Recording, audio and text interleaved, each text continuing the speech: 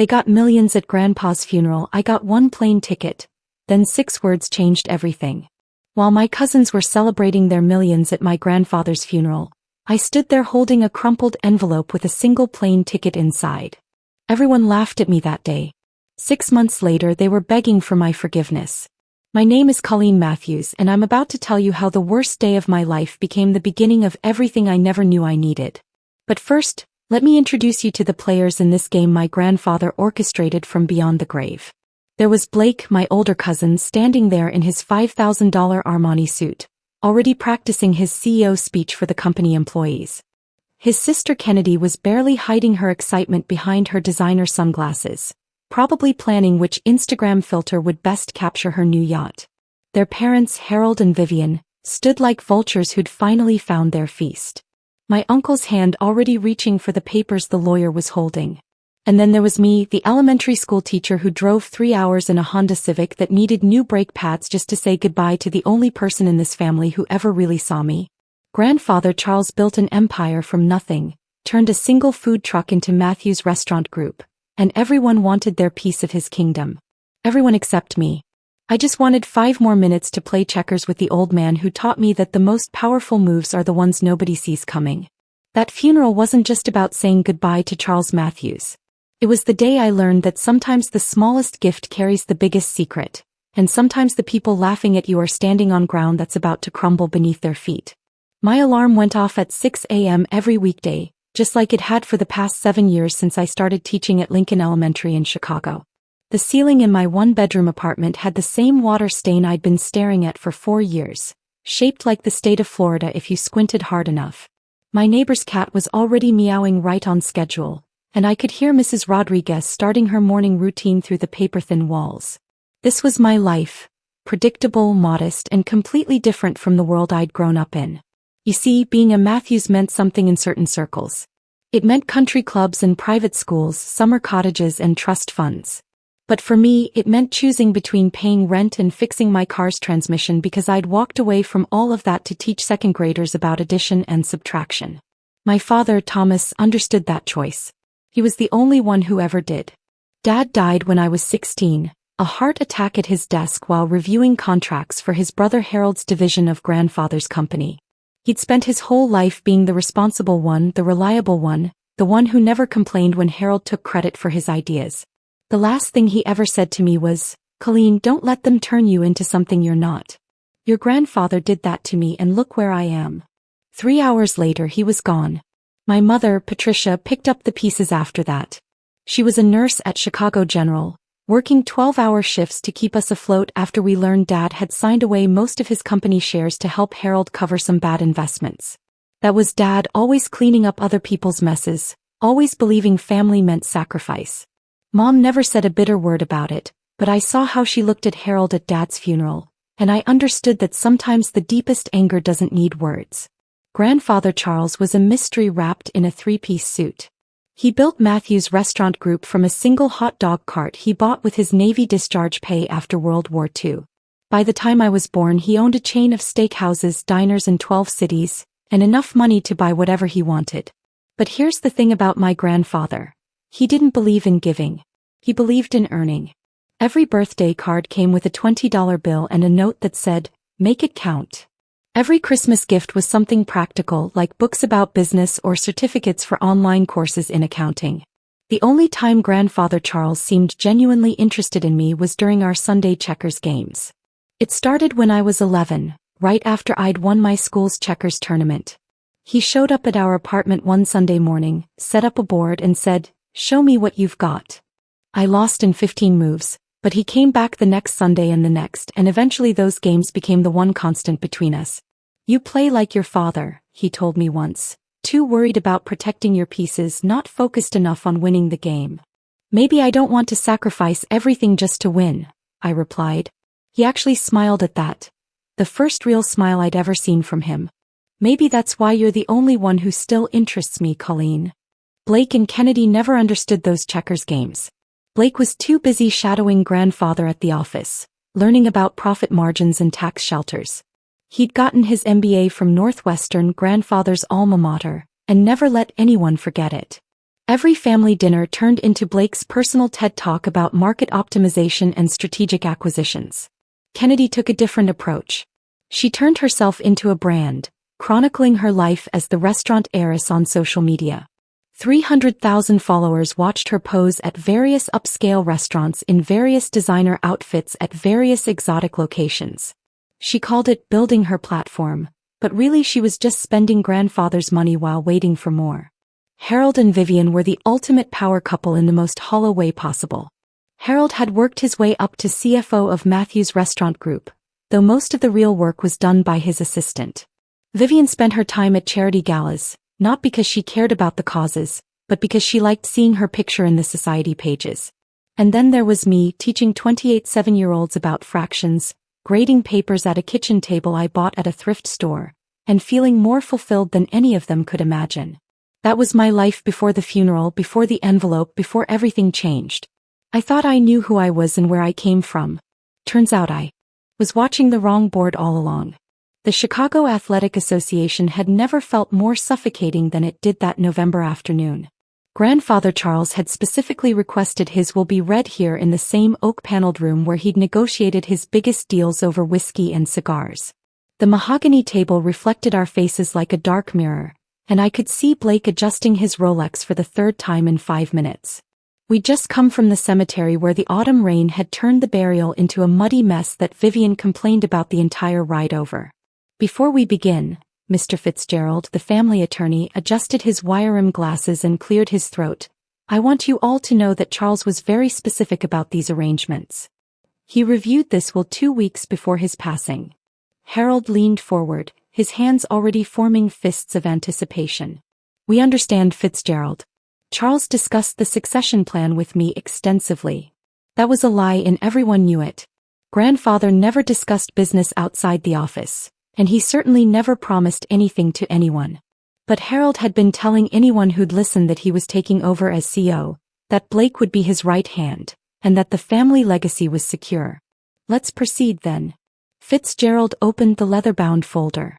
To my eldest son, Harold Matthews, and his wife, Vivian, I leave the estate in Lake Geneva and the investment portfolio contained in account ending in 8842. Vivian grabbed Harold's arm, her diamond bracelet catching the light. The Lake Geneva house. Oh, Harold, he did remember how much we loved it there. To my grandson, Blake Matthews, Fitzgerald continued, I leave Matthews Restaurant Group and all its operational assets, with the condition that he maintains current employment levels for at least 1 year. Blake stood up so fast his chair scraped against the floor. I knew it, Grandpa. I won't let you down. He was already pulling out his phone, probably to update his LinkedIn profile to CEO. To my granddaughter, Kennedy Matthews, I leave the penthouse on Michigan Avenue and the yacht Second Chance, currently moored in Belmont Harbor. Kennedy let out a squeal that could have shattered crystal. The penthouse? Oh my God, do you know what that's worth? And the yacht? My followers are going to die. Mr. Fitzgerald turned to me and I saw something in his eyes that looked almost like pity. And to my granddaughter, Colleen Matthews, I leave this. He pulled out a small white envelope, worn at the corners, my name written across it in grandfather's shaky handwriting. The room went silent for exactly 2 seconds before Blake started laughing. Are you serious? Blake's voice cracked with amusement. That's it? An envelope. I took it with steady hands, though my heart was pounding. The paper felt thin, insignificant. Inside was a single plane ticket. London one way, departing in 48 hours. Let me guess. Blake snatched the ticket from my hand before I could stop him. A coach ticket. Oh, this is rich. The teacher gets a vacation. Kennedy was already recording on her phone. This is actually hilarious. Colleen, your face right now. Don't worry, maybe he left you some frequent flyer miles too. Harold stood up, straightening his tie with the authority of someone who just won everything. Charles always said you lacked the killer instinct for business, Colleen. At least he gave you something nice. London is lovely this time of year, Vivian added, her voice dripping with fake sympathy. It's probably his way of saying goodbye. A little trip to help you process everything. How thoughtful. My mother, who'd been silent in the corner, finally spoke. Is that everything, Mr. Fitzgerald? That concludes the distribution of assets, Fitzgerald replied, closing the folder. There is a personal letter for Colleen to be opened only upon her arrival in London. A letter. Blake was practically howling now. What's he going to say? Sorry you're poor, enjoy the fish and chips. Blake, enough, Harold said, though he was smiling. Colleen chose her path. She wanted to be a teacher, and Charles respected that enough to give her a parting gift. We should all be grateful for what we've received. I looked at the ticket again. November 18th, 2:15 p.m., British Airways Flight 296. Why so specific? Why London? Grandfather had never mentioned England in all our years of checkers games. He talked about New York, Los Angeles, Miami, but never London. Well, I stood up, sliding the ticket back into the envelope. I guess I better pack. You're actually going? Kennedy looked genuinely surprised. You're going to use your sick days to take a random trip to London? Your grandfather gave me a ticket, I said, meeting each of their eyes in turn. The least I can do is use it. Harold shook his head. Sentimental fool, just like your father. Thomas never understood that emotion has no place in business either. That's when I knew I was definitely getting on that plane, because Harold was wrong about my father, wrong about me, and maybe, just maybe, wrong about what grandfather had really left me. The ticket weighed nothing in my pocket, but somehow it felt heavier than all the millions they'd just inherited. As I walked out of that athletic club, their laughter following me to the parking lot, I remembered grandfather's last words to me during our final checkers game. The best moves, Colleen, are the ones your opponent never sees coming. The rain had stopped, and for the first time that day the sun broke through the clouds. That night, I sat at my kitchen table staring at the plane ticket while my laptop displayed my bank account balance. $2,347.82. My rent was due in 6 days. My car needed new tires. I had 30 essays on animal habitats to grade. Every logical part of my brain screamed that flying to London was insane. But I couldn't stop thinking about grandfather's face during our last checkers game, just 3 weeks before he died. He'd been different that day, softer somehow, like he'd finally stopped playing a role he'd been performing for decades. Colleen, he'd said, moving his piece in a pattern I didn't recognize, what do you know about trust? It's earned, not given, I'd responded. The same answer he'd drilled into all of us since childhood. No, girl. Real trust is knowing when to follow without understanding why. Your father knew that. He trusted me with something once, something precious, and I failed him. But you, Colleen, you're different. You don't want anything from me. I never have, grandfather. I know. That's why when the time comes, you'll trust me even when everyone else thinks you're a fool. Now, holding that ticket, his words felt less like a memory and more like a message. I picked up my phone and called my mother. I'm going, I said as soon as she answered. I knew you would, Patricia replied without hesitation. Your grandfather called me last month. He didn't say much, just that I should support whatever decision you made after the funeral. Mom, this is crazy.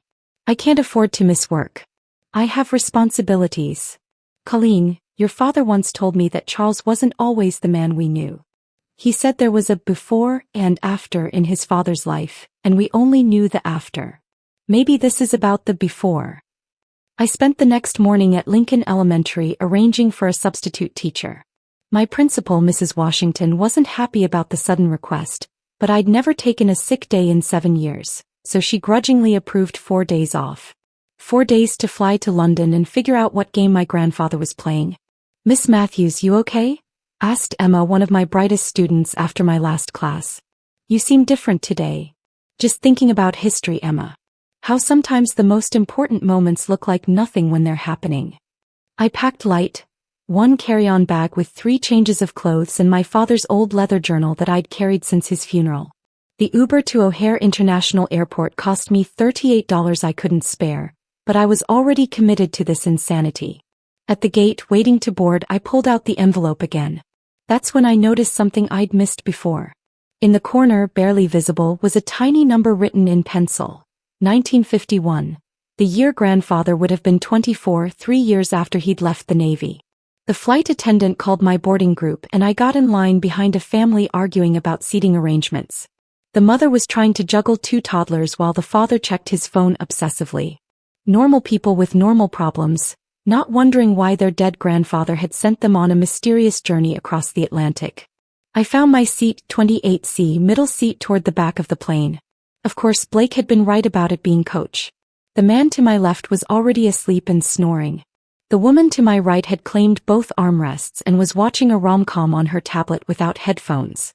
As the plane lifted off, Chicago shrinking below us, I thought about Blake, probably already in grandfather's office, sitting in his chair feeling like a king. Kennedy was definitely posting sunset photos from the yacht by now. Harold and Vivian were probably meeting with financial advisors about their newfound wealth. And here I was, cramped in coach, flying toward a mystery with money I didn't have to spare. But something felt right about it. For the first time since grandfather died, I felt like I was exactly where I was supposed to be. The flight attendant came by with drinks. "Something to drink, miss?" "Just water, thanks." She handed me a bottle, and as I twisted it open, I remembered another checkers lesson. Grandfather had sacrificed 3 pieces, including his king, to win a game. I'd been shocked, unable to understand why he'd give up so much. "Power isn't about what you have, Colleen," he'd explained. "It's about what you're willing to lose to gain something better." The wheels touched down at London's Heathrow Airport at exactly 8:42 a.m. local time. My legs were cramped, my back ached, and I'd barely slept during the 8-hour flight. The British announcements mixed with other languages as we taxied to the gate, and suddenly the reality hit me. I was in London with no hotel reservation, no plan, and no idea what I was supposed to do next. Immigration was a blur of stamps and questions. "Purpose of visit?" the officer asked in a crisp British accent. "I honestly don't know," I replied, too tired to lie. He looked at me strangely but stamped my passport anyway. "Welcome to the United Kingdom." I followed the crowd toward baggage claim, even though I only had my carry-on. The arrivals hall was chaos. Families reuniting, drivers holding signs for business people, tourists looking lost. I was about to head for the exit when I saw it. A professionally printed sign reading "Colleen Matthews," held by a woman in an elegant navy coat. My heart stopped. I approached cautiously. "I'm Colleen Matthews." The woman's face lit up with relief. "Miss Matthews, finally. Please come quickly." Her accent was posh British but warm. "Who sent you?" "Your grandfather arranged everything months ago." "My name is Margaret Thornberry. Please, we have quite a drive ahead." She took my bag before I could protest and led me outside to a black Jaguar that probably cost more than I made in 3 years. The November air was crisp, nothing like Chicago's bitter autumn chill. Margaret opened the rear door for me and I slid onto leather seats that felt like clouds. "Where are we going?" I asked as she pulled away from the curb. "Willowbrook Manor, about 2 hours north in the Cotswolds." "Your grandfather's estate." "I don't understand. My grandfather never mentioned any estate in England." Margaret met my eyes in the rearview mirror. "Mr. Charles owned the manor for 37 years. He visited every October for 1 week, always alone." 37 years. That would mean since 1987 when I was 8 years old. The math didn't make sense. Nothing made sense. We left London's sprawl behind, driving through countryside that looked like something from a Jane Austen novel. Rolling green hills dotted with sheep, stone cottages with thatched roofs, villages that seemed frozen in time. Margaret drove with British precision, navigating narrow country roads lined with hedgerows. "How did you know my grandfather?" I asked. "My family has managed the estate for generations. When Mr. Charles purchased Willowbrook, my father was the groundskeeper. I took over when he passed." 37 years of October visits that none of us knew about. What else had grandfather hidden? The road became narrower, winding through a village called Little Wickham where people walked their dogs and children played in a small park. Then Margaret turned onto a private drive lined with ancient oak trees. At the end, wrought iron gates opened automatically, revealing a manor house that took my breath away. 3 stories of honey-colored Cotswold stone, ivy climbing the walls, gardens that looked like they belonged in a fairy tale. Margaret parked in front of a massive wooden door that had to be centuries old. Before I could process what I was seeing, the door opened and an elderly woman emerged. She had silver hair pulled back in an elegant chignon, wearing a simple but expensive-looking cardigan, and her eyes were the same warm brown as grandfather's. She walked toward me slowly, tears streaming down her face, and I knew before Margaret said the words that changed everything. "Colleen," Margaret said softly, "meet your grandmother, Lady Catherine Matthews." The world tilted. I actually reached for the car to steady myself. "That's impossible." My grandmother died before I was born. Your American grandmother did die, Rose, Catherine said, her voice cultured and gentle. But I am very much alive. He studied my face like she was memorizing it. You have his eyes but your father's gentle spirit. Come inside, darling. There's so much to tell you. The manor's interior was understated elegance. Nothing like the gaudy mansion Harold and Vivian owned. Catherine led me to a sitting room where the walls were covered with photographs. I saw my grandfather, young and laughing, standing in front of a small church. A wedding photo. Grandfather and Catherine, both in their early 20s, radiantly happy. We married in 1951, Catherine said, watching me process everything. Charles had come to England with the army, stayed after his service to help with post-war reconstruction. We met at a dance in London. He was so handsome, so full of dreams. She poured 2 cups of tea from a silver service. We started with nothing, just this rundown manor his friends sold us for almost nothing. We had a son, James. Your father Thomas was actually your half-brother, not your cousin's brother. The tea was Earl Grey, perfectly brewed. I don't understand. Grandfather had a whole life here. More than a life, darling. He had a family. Me, James, the grandchildren he never met because he chose America instead. He left you. The Korean War started. Charles felt duty calling again. He was supposed to be gone 6 months. Her voice carried no bitterness, just sadness. But he met your American grandmother while on leave. She was pregnant with Harold. An honorable man would have divorced me, but Charles couldn't bear to give up either life, so he kept both separate, secret. My hands were shaking. He lived a complete lie. No, Colleen, he lived 2 truths. He loved us both in different ways. The estate grew, became profitable. He sent money, visited every year, but couldn't choose until now. She walked to an antique desk and pulled out a thick folder. Willowbrook Enterprises. £43 million in assets. It's all yours, Colleen. He was very specific. Not Harold, not Blake, you. The documents Catherine handed me were overwhelming. Deeds, contracts, bank statements, all proving that my grandfather had built an entirely separate empire on this side of the Atlantic. But what hit me hardest was the video she played on a tablet, recorded just weeks before grandfather died. His face filled the screen, and for the first time ever he looked peaceful. Colleen, if you're watching this, then you trusted me enough to take the flight. Good.